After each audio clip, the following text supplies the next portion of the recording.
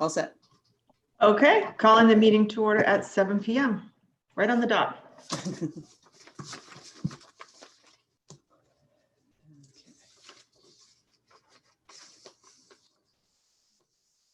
So minutes. Oh, yeah. I looked at them. They were wonderful. Yeah, we have two sets, so we have to, I think we have to approve them separately because we had the second meeting in December. So All right, let's see. the first one was December 10th. Okay. All right, so I'll make a motion to approve the December 10th meeting minutes. All in favor? Second. Sue, Need second. a second. Okay. Wait, I lost you guys. In favor. Okay. Sue That was the was everybody? second. Wait, I'm Yeah. sorry. Sue was the second? Right. Yep. Sue was the second. Yeah. Okay. And then we had special minutes or Right. special meeting. We had a special meeting on December 17th, the second set of minutes with the Okay. budget revision. I'll make a motion to approve the special meeting minutes in December. Sue, second. In favor.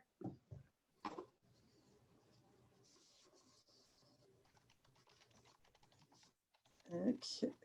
You all set, Laura? Yep. Okay, so the financial report, we had $50 in deposits to the user fee account this month. And then we had the bills that we paid on December 16th, we paid for books and periodicals, $8,992.66. The gas bill was $1,034.42. Equipment maintenance cost was $81.98. The gift fund was $400.14. Building maintenance costs $1,670.50. Office supplies $78.18. Janitorial supplies $7.97. And COVID-19 supplies $290.08 for a total of $12,499.83. And while I'm mentioning this here, the that was our last payment that we could make out of COVID expenses. The program, the funding that they had ended on December 31st. So they're looking if they're going to get more CARES money, then they will reopen it. But right now, anything else that we buy for supplies, we're still, we did kind of stock up on masks and, you know, the stuff that we'd need for sanitizer. But if we do run out, we'll have to buy it out of our own budget unless they get more CARES Act money. Then we had a second batch of bills on January 6th. Building maintenance supplies, $114.84. Books and periodicals, $3,027.13. The gift fund was $252.35. Building maintenance costs, $824.47. Office supplies, $1,023.98. Janitorial supplies, $926.29 for a total of $6,169.06. Okay. Then, so I'll go into my report.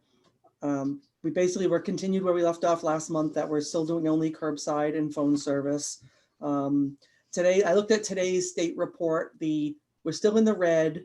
We're under 10% for the first time in 3 weeks, I think. It has to be below 5% and yellow for us to open. So we've still got a ways to go, but it is trending lower. So I think we're over that holiday hump, and until it's yellow for 2 weeks, we'll remain closed to the public. Staff is, like I said, staff is working on projects. One of the part-timers came up with a great idea. So our DVDs are just by the first letter. So if you're looking for one DVD, like the letter A is 3 shelves of DVDs. It takes a lifetime to find the one you're looking for. So we've added 2 letters. So if it's all in the something, it's AL now. And now you're looking for under like 10 DVDs instead of through 100 to look for something. So with that, they're working on that project. Hopefully we'll get it completed while we're closed. Next week, we're going to start calling seniors. We did this back in May while we were closed. Now we can find out if they want curbside service.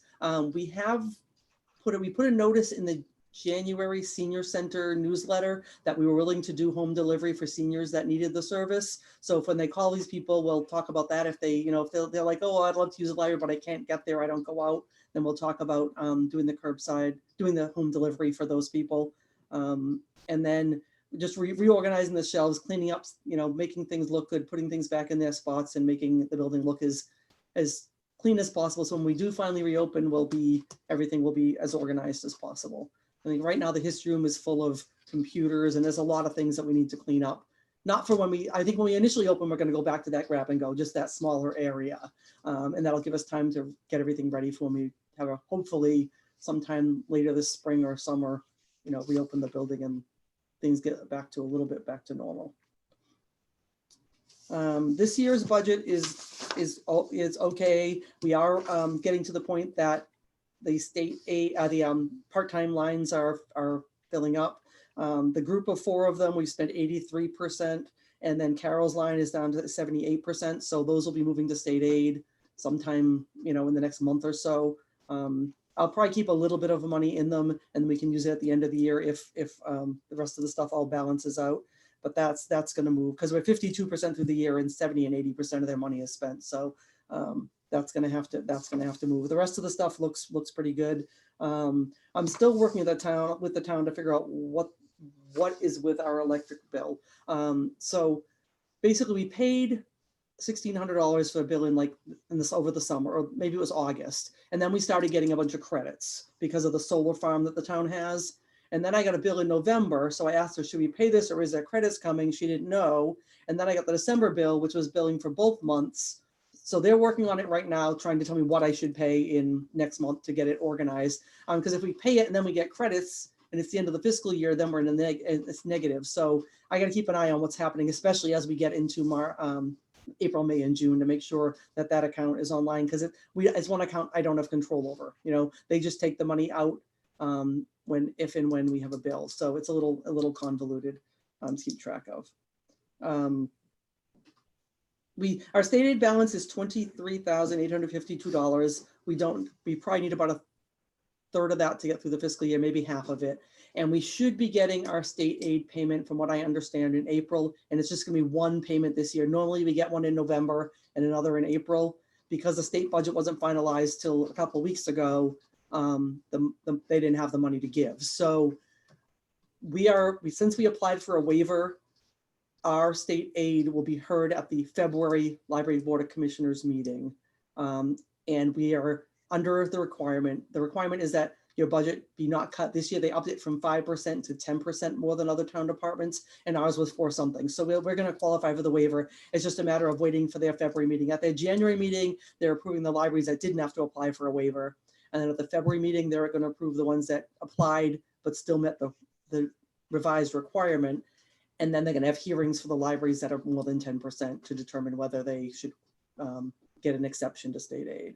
So hopefully we'll have, and they said our payment is going to be 20% more than it was last year, which is amazing that they got that in the state budget. So I think last year we got $22,000. So there'll be another 22,44. So we might get 26,000 in state aid, which would be really great to bring us up. That would bring us over 50,000 in the account, which will really help next year when we are paying more part-timers out of that account. The fine user fee account now is $456.70 in it. The gift fund is at $4,244, and that fluctuates. The friends that are giving us money each month to cover the Wi-Fi hotspots, the public copier, and any program supplies we buy. So they're reimbursing that. So we're paying for those out of the gift fund, and then they're reimbursing us the following month. So that account is kind of revolving. The 2022 budget that we revised at the special meeting last month is in the hands of the CFO and town administrator. And I understand that they are meeting this week to review town budgets, and they'll get back to people as to whether or not, sorry, my phone was beeping, whether or not we have to, they suggest any revisions or not. So we'll see what happens there. I think it's going to be good. Well, the only thing we might hear back is that increase in the line item for Amanda's reclassification that we might get questions on. But overall, I think it's pretty good. The HVAC system, a lower quote was received, $20,000 lower than the original quote. So the town, they've decided to go out to bid. So right now, Don DiMartino is preparing the bid documents.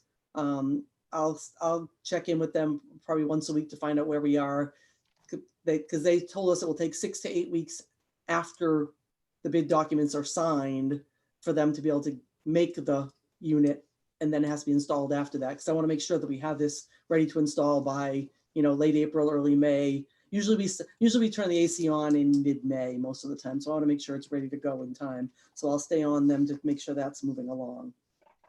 Did Dawn say how long the bidding process was going to take? Usually they're 2 or 3 weeks. They're not that long when they do them. They Okay. usually, they put them out with a date that the things are due. How it work, anyone that we've actually got quotes from, we'll give Victory Heating the opportunity. We will give the, what was their name? The company in Northborough, the other company that originally did the first quote for us, the opportunity to bid. And then they put it in this state document that all contractors go to look for town bidding options that they posted in the, I think they have to post it in the newspaper, and there's a bunch of requirements that they have to do to go out to bid. And yeah, I think it's usually 2 to 3 week bidding timeline. They give them time to contact me if they need to come to the building and inspect it and see what they're doing, and then they get the specs. So hopefully that'll be done. If I don't hear, I'll probably check in before the end of the month to see where we are, and then get a timeline from Dawn as to what's going on with it. The next item on our thing requires a vote. The town has a town charter review committee that meets every 10 years, and it consists of 9 members, and the library trustees can appoint 1 member to this commission. It can be a trustee, but it doesn't have to be. And in addition, they'll be doing a town bylaw review at the same time. So they're saying it's a 2-year process with a monthly meeting that'll be guided by Jim Kupfer. They're proposed to be on the 2nd Monday of each month, beginning February 8th. So we need to find someone to serve on this committee. I ideally would have someone before February 8th. So I don't know if any of you are interested in serving on it, or if you want to reach out to others to find someone who is. I'm a little interested. I remember Russ. I think Russ was on the one 10 years ago, and he really liked it. Yeah, I think you'll learn a lot about what's going on in a lot of town departments and a lot of different things. A lot of things. So I would love to make a motion to appoint Sue Garden to the Town Charter Review Committee. I think she'd be amazing, and I'd love to be represented by her. I will second that. I want all those words in the minutes. Thank you, Sue. Yeah, thank you. Freshie.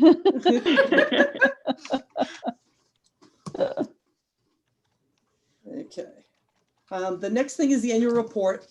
Carol did send me a couple of little corrections, which I'll input those that she sent to me.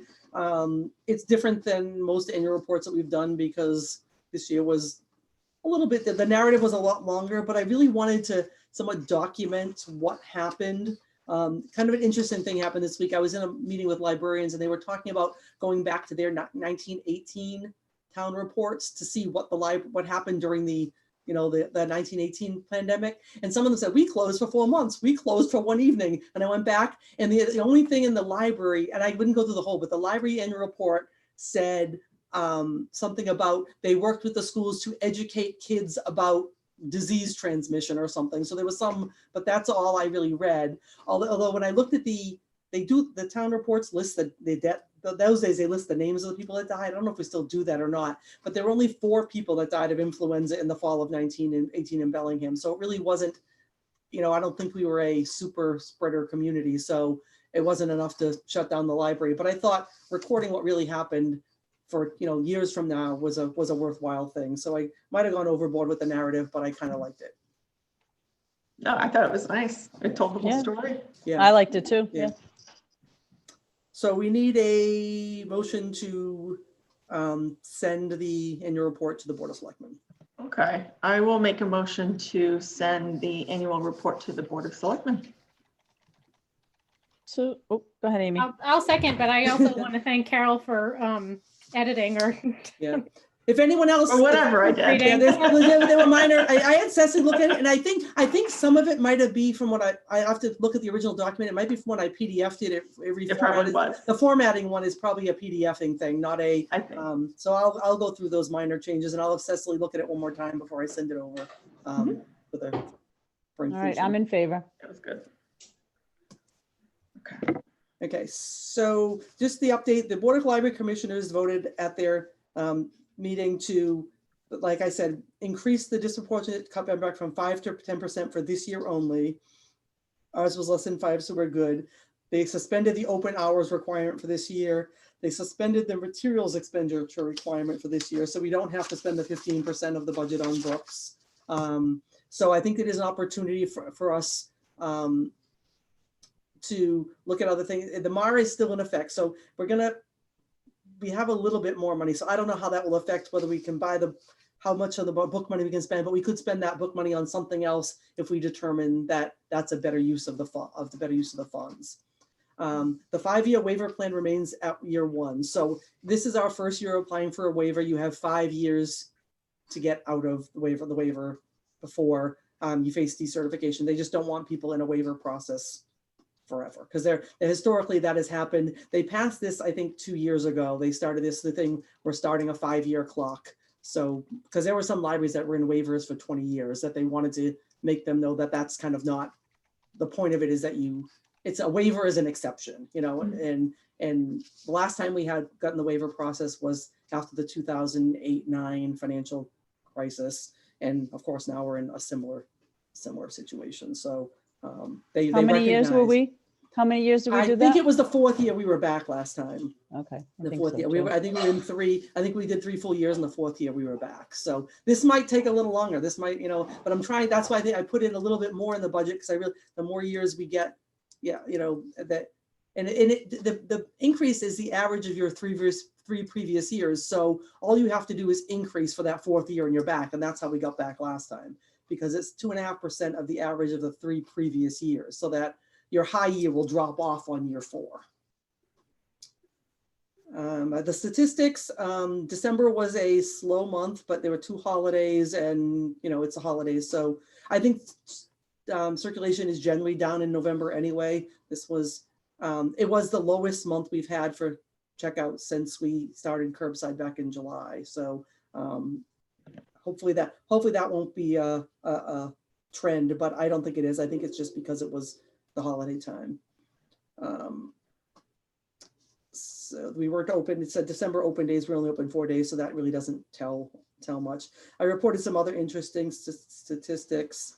We were open 53% of the hours we were open the previous fiscal year.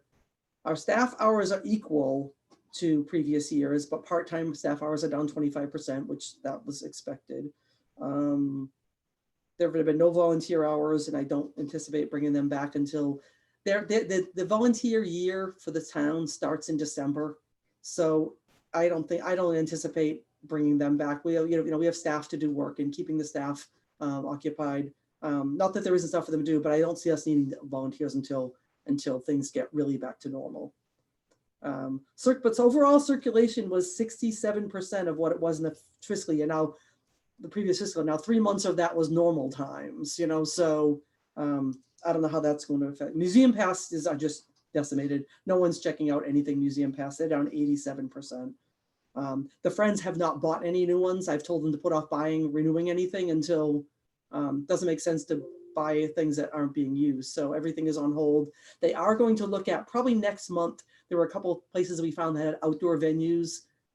There's a Tower Hill, some of those places that people could go outdoors. So investing in those instead of the indoor places where people can't go. Adult program, this is interesting. Adult programs, the number of programs are down by 60%, but attendance was only down by 16. That tells me that we're getting the people to these Zoom sessions. We've had less of them, but we have more people participating in them. Children's programs it's really hard to decipher, because the state requires that we separate what is done live online versus what is recorded. So comparing those to things that were all live before was really hard to do. He's getting a lot of views on his YouTube channel. Steve's YouTube channel is pretty active. So I think it's good. Team programs are basically non-existent except for the mother-daughter book club. I don't know if there's things we can do to improve that. We'll look at that. We have 12% more Facebook followers, and ebook. I'm disappointed in this. Our ebook circulation is only up 12%. I would have thought, that would have been up a lot more with people, that being kind of the only option, but that's what the statistics show. I feel mine is up more than that. Yeah. My personal Or use. so, yeah, yeah. Yeah. It will be interesting to see what Hoopla does. So I looked at because the Hoopla is the new service that we signed up for that is always available checkouts. So there's no waiting for anything. They're not the, they're not the top 10 titles and the top best things, but when I looked at this, we got it in early December, and when I looked at them, that is what people are using on it. I think we had 12 checkouts in December, and 6 of them were ebooks. So we might get it. I was a couple of those. Yeah, okay. And it was great. Yeah, it's great because they're always It's there. good. And it's easier to use than Overdrive, and it didn't have what I wanted like one time because it was like a brand new book. Yeah. But I got 2 books out of it. Yeah, I don't think the content is as timely as and even the movies. When I look at the movie options there, I call it like it's like 80s Netflix. You want a good 80s movie, that's the place to go. But it's good content. It's just not just the newest thing. So it'll be interesting to see how that takes off. I was kind of encouraged that it wasn't a crazy number of people using it all at once, because that is the one that we pay for by Circ. We pay by the checkout for those. So I'll keep an eye on, that's why we limited it to 4 checkouts per month, because we want to try to control costs. Bernadette, I have a question. Yeah. Do you think there's opportunity for the teen programs? Because it seems like there could be. I think there could be. I don't know. I think it would probably have to be some kind of game playing you know what I mean? Yeah. Like some kind of a, and I don't know how. There are definitely, I don't know enough about how to do it, how to control like that. The places I've done it, you're on one screen. Well, like when we did trivia, Amy, with that guy, the one screen where the group is talking and another screen where the activity is happening. So people need. It seems like there could be some opportunities for that age group, because they're isolated. Yeah, I don't know. I'll talk to Steve and Amanda and see what we think, if there's something, and even if it's something that if it's something we can't run on our own, if we can find, like, I know we had a group, they'll do it like a trivia thing. If we can find someone outside. Oh my gosh, that would be so fun to do trivia with other towns. Yeah, if we could find someone outside to run it for us and get the friends to pay for a program or 2, I think that's a doable option too. If that maybe makes get someone to donate prizes. Do you think? Yeah, I don't know. They did it. Well, I have a whole bunch of Urban Air.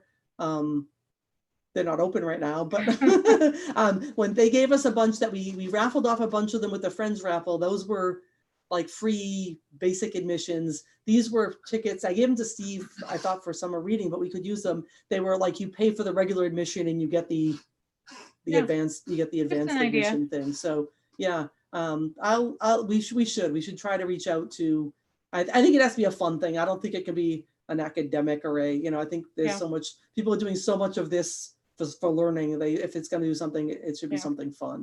And there are definitely libraries that are doing gaming things. You have to have someone who's interested in being the gamer to make it happen. And that's not something that we have. So, but if we could Heidi was good at that. Yeah. If we could find, but even if we did have to hire someone to run one once a month, at least it would be something. So I will, I'll talk to them about that. Because it's, the Mother-Daughter Book Club is good. They actually met was it November? They actually met on the Common at the, Laura's in that group. That's right. Yeah. So they met on the Common. And I guess they wanted to meet on the Common in December or January or whatever, but I think it snowed that day or something. So yeah, it got too difficult with weather, but as soon as it works, we'll be back. Yeah. So that's all I have. Do you guys have anything else?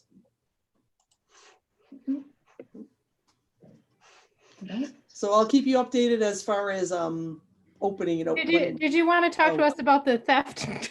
So we don't know where stuff's going. Basically, 3 people this week reported that their bags weren't on this curbside cart. So we're trying to figure out a way. And what we're going to do is we're going to bring the curbside inside.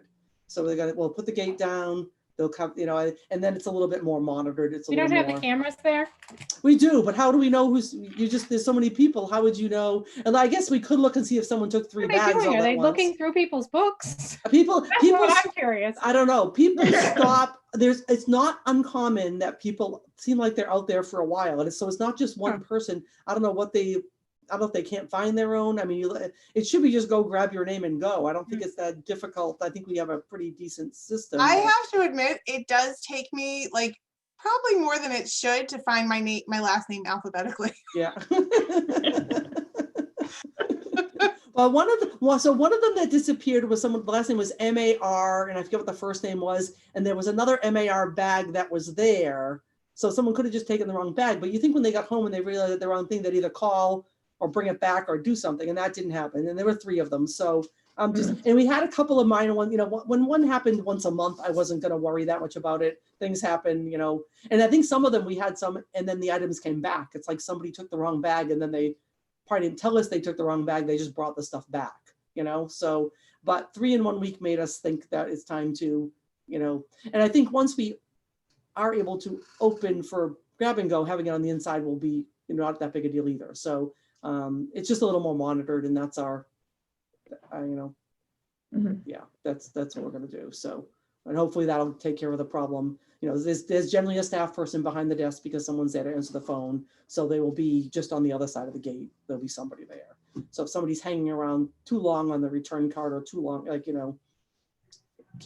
actually, I was telling the staff, I read this, there's an article about if you have something with like eyeballs looking at someone, like a picture, they tend not to steal things because they feel like they're being watched, even if it's like an animated thing. Or a Like, fake so camera. a fake camera, yeah, well, yeah, right. Oh, we do have real cameras there, but if people, I don't know how you would know who's taking something that isn't theirs, unless someone just came and scooped a whole bunch of them, if they're, because people are going in taking things, that's what they're there for. So it's hard to know what would be theft and what would be. Was someone there taking anything their things. good? No, Like, they was were it- like old. No, it's like old stuff. It's not even bestsellers, so it's not. I don't know. we So don't know. no movies or videos or anything like that? No, they were Huh. no. They said yeah. So it was just books. We're gonna hope they come back with with getting new ones for the patrons. Hope that at some point they're returned, and then we'll deal with them. And the other thing is some of these do belong to other libraries. So if they are other libraries, I'm gonna have to work on getting replacements for them to replace what was missing. But we have a list of them. We're gonna keep an eye on them, and hopefully if someone grabbed them because they thought they were great and wanted to read them, they'll bring them back. And that has happened. We've had things taken off the return cart. Someone said I put it on the return cart and it wasn't, and it never got checked in. And then 3 weeks later it shows up. So somebody else, they probably just said, oh, I want to read that. I'll take it and I'll bring it back without realizing that it's actually checked out to somebody else. So I'm hoping a lot of it's innocent, that it's not nefarious, but who knows? So we'll see if this is the answer. If it's not the answer, then the answer is what other libraries are doing is people call when they come and then you bring it out to them, which is really, really time consuming. And we really hope we don't have to do that. We did that. So when we closed right before the pandemic hit, we called all the people that had stuff on the whole shelf. And that's what we did when we had them call and we ran it out to them. And it was just 3 days of someone is in and out the doors all the time, bringing stuff out to people. It really wasn't fun. So I'm hoping we can keep this honor system going a little bit better.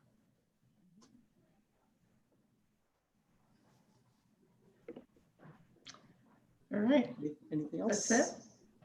I'll make a motion to close the meeting. Do it. Do we have a second? I'm good. That was a second? Okay.